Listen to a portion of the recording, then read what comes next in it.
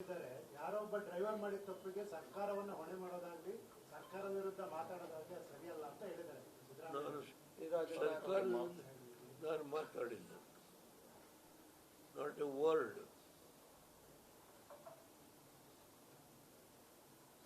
Politics mix ಮಾಡಿ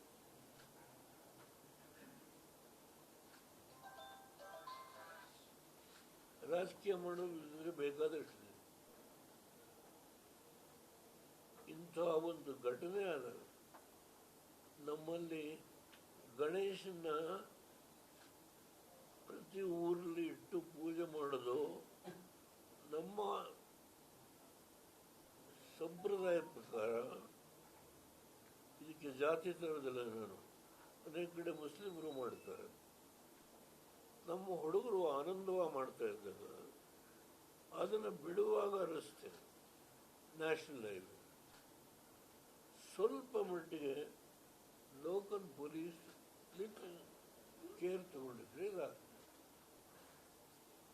ಆದ್ದರಿಂದ ಅದಕ್ಕೆ SP ಹೋಗಬೇಕಾಯಿತು, RTC ನಿಂತ್ಕೋಬೇಕಾಯಿತು. ನಾನೇನು ಹೇಳಿ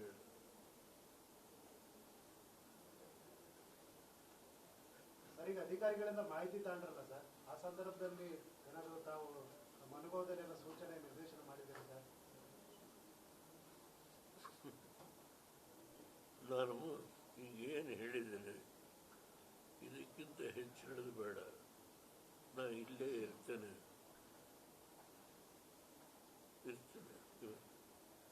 ಅಂದರೆ ವಾಪಸ್ ಹೋಗೋದಿಲ್ಲ.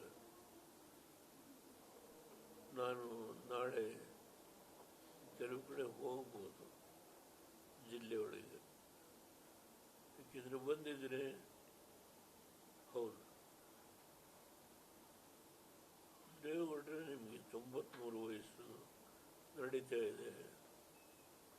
ಇನ್ನು ನಿಮಗಿಬ್ಬರು ಕರ್ಕೊಂಬಂದು ಕೂರಿಸ್ಬೇಕು.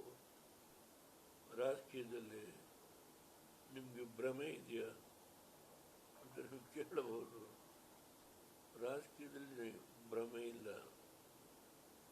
ಎಲ್ಲಿವರೆಗೆ ಕೆಲಸ ಮಾಡುವ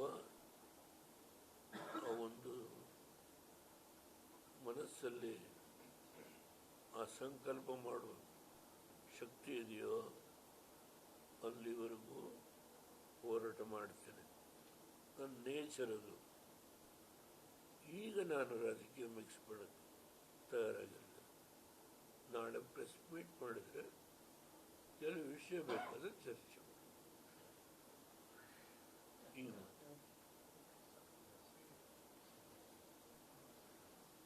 ಇದರಲ್ಲೇ ಮಿಕ್ಸ್